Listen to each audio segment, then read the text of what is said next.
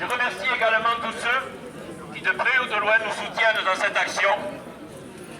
Je remercie notamment pour son soutien, l'Organisation de la paix de l'Atlantique Nord, qui est une alliance initiée par les afro-descendants américains et les citoyens de la Fédération de Russie. Elle s'est créée en opposition à l'OTAN, qui n'est rien d'autre que l'alliance de la guerre dans l'Atlantique Nord et partout dans le monde. Cette organisation n'est pas présente physiquement ce matin avec nous, mais elle est avec nous de tout cœur. Je remercie également les militants les militants pour la libération de Georges Abdallah, qui, pour leur présence, le maintien de Georges Abdallah en prison à Lannemezan, alors qu'il a purgé sa peine, est une atteinte grave aux droits de l'homme. Il doit être libéré immédiatement. Il est maintenu abusivement en prison, sans décision de justice, à la demande des autorités états-uniennes. La France montre encore une fois sa soumission aux États-Unis. Depuis la Seconde Guerre mondiale, nous sommes une de leurs colonies. Alors, Rassemblement pour la paix, disais-je au début. Oui, la paix. Il faut se battre tous les jours pour la garder et pour rétablir chaque fois que la guerre s'installe quelque part dans le monde. La guerre est une des atteintes les plus graves aux droits de l'homme. Elle est l'atteinte à la chose la plus précieuse de l'homme, la vie.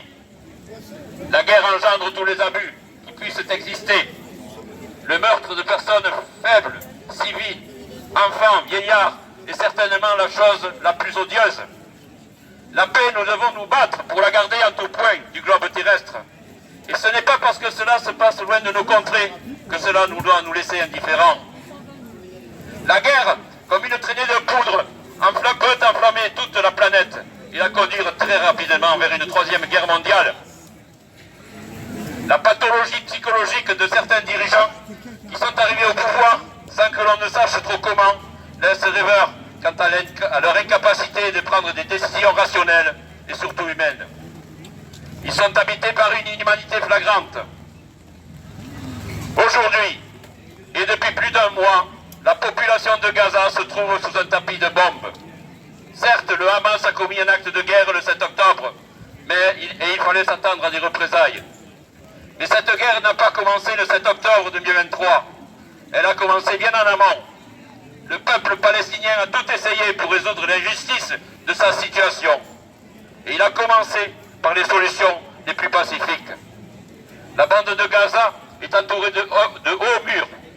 Il est impossible de sortir ou de rentrer dans cette zone sans l'autorisation des autorités de l'État d'Israël. C'est un camp de concentration à ciel ouvert qui s'est transformé depuis le 7 octobre en un camp d'extermination à ciel ouvert.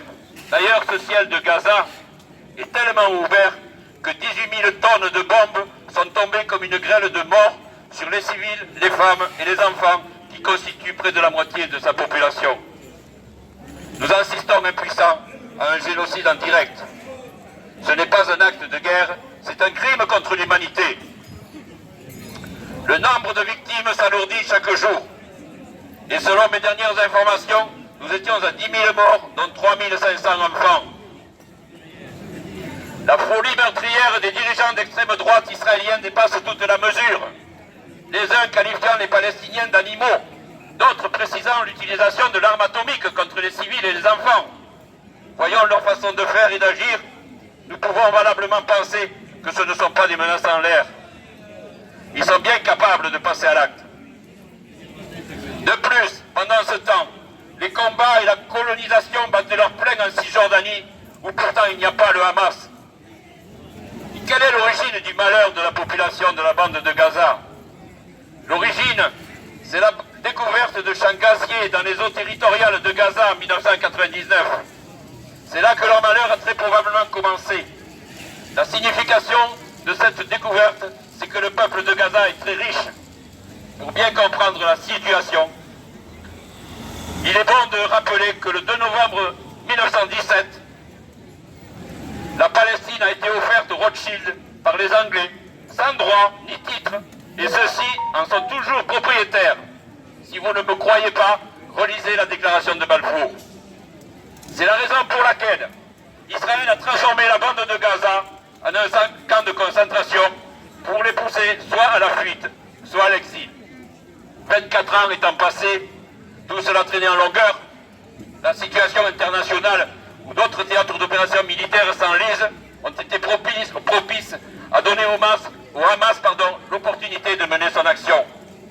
Nous savons que les autorités israéliennes avaient été averties quelques jours en amont, bien que démenties, l'information est réelle, et l'ordre avait été donné à l'armée israélienne de laisser le Hamas mener son attaque pendant 6 heures sans bouger.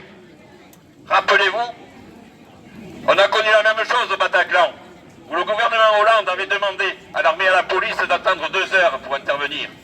De nombreux témoignages venant de militaires ont étayé cette thèse. Tout cela afin que le massacre soit bien consommé et la peur répandue dans tout le pays. Nous sommes gouvernés par des criminels, traîtres et manipulateurs. Le but de se laisser faire a été de justifier les représailles que l'on voit malheureusement aujourd'hui. L'extermination des Palestiniens et la déportation des survivants loin de Gaza leur fera perdre automatiquement la possibilité de revendiquer leur droit de propriété sur ces champs gaziers. Après l'expropriation individuelle forcée des Palestiniens de leurs terres, de leurs maisons, jetés à la rue sans indemnité par ce que l'on appelle pudiquement les colons, la piraterie monte là d'un cran. Et encore heureux s'ils sont jetés à la rue, vivants, car certains n'ont même pas eu ce privilège. Ils ont été abattus sans scrupule. Méditez bien tout ceci. En tout cas, ce jour, les survivants gazaouis sont toujours sur place. Le psychodrame sanglant du conflit israélo-palestinien n'est qu'une dramatique et criminelle mise en scène. Il ne s'arrêtera que lorsque les Rothschild, qui s'estiment dans les coulisses propriétaires des lieux depuis 1917, auront liquidé ou déporté tous les Palestiniens. Nous nous battrons pour que cela n'arrive pas. Le nouvel ordre mondial unipolaire, patronné par les mêmes mondialistes du Forum économique mondial, n'installera pas Jérusalem comme capitale du monde, tel que l'a révélé bien en amont Jacques Attali, qui souvent parle trop. Pour en revenir à l'aspect historique et à l'action pacifique du peuple palestinien, je dois rappeler ces manifestations pacifiques de 2018. Entre mars et mai de cette année-là, les manifestants se sont approchés du mur de clôture en demandant à pouvoir retourner dans leur village colonisé arbitrairement.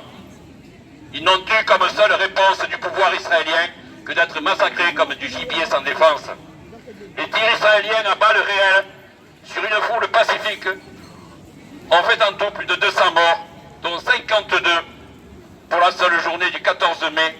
Ce jour-là, le peuple de Gaza s'insurgeait contre le transfert de l'ambassade des États-Unis à Jérusalem par Trump. En plus des morts, il y a eu des milliers de blessés. Parmi les victimes, comme d'habitude, il y a beaucoup d'enfants. Les tirs étaient ciblés. Ce n'était pas au hasard. Comment justifier de tels actes? Comment cela ne pousse-t-il pas un peuple opprimé à une revanche violente? Le responsable d'un crime n'est pas forcément celui qui l'exécute, mais aussi et surtout celui qui le commandite, ou bien qui met l'auteur du crime en position de passer à l'acte. Ainsi, dans le cas présent, Israël a créé toutes les conditions propices à l'attaque du 7 octobre. En effet, aucune négociation entre les parties n'étant autorisée, cette inflexibilité des autorités israéliennes a permis de déclencher cette violence. Le monde entier en est témoin. Et ceux qui se prévalent de la bien-pensance, donnant un blanc-seing et leur soutien inconditionnel à Israël, devraient bien noter que tôt ou tard, l'histoire se retournera et que les crimes seront jugés devant des tribunaux indépendants.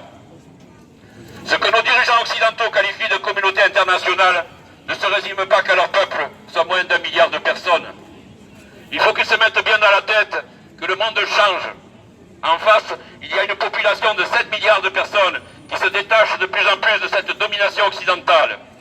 L'empire occidental, sous la domination des États-Unis, s'effondre lentement et sûrement sous les yeux de tous. Lorsque viendra l'heure de rendre les comptes, ces dirigeants occidentaux criminels ne trouveront nul endroit sur Terre pour pouvoir se cacher. Enfin, je terminerai sur la défense des droits de l'homme en France.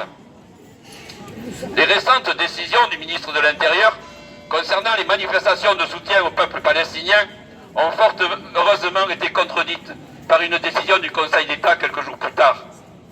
Ce genre de mesure arbitraire est une atteinte à la liberté d'expression, pourtant garantie par la Constitution. Il est honteux pour la France, qui paraît-il serait la patrie des droits de l'homme, d'interdire le soutien à un peuple opprimé, à un peuple martyrisé. À ce sujet, on ne peut plus parler de la France comme la patrie des droits de l'homme. Ça, c'était avant. Avant que la France ne se transforme en Macronistan, qui se caractérise par le mode tyrannique de gouvernance, prélude de la dictature mondialiste qui se profile à un horizon temporel très proche. De même, la volonté de pénalisation de l'antisionisme pour le qualifier de crime antisémite relève de la pure imposture.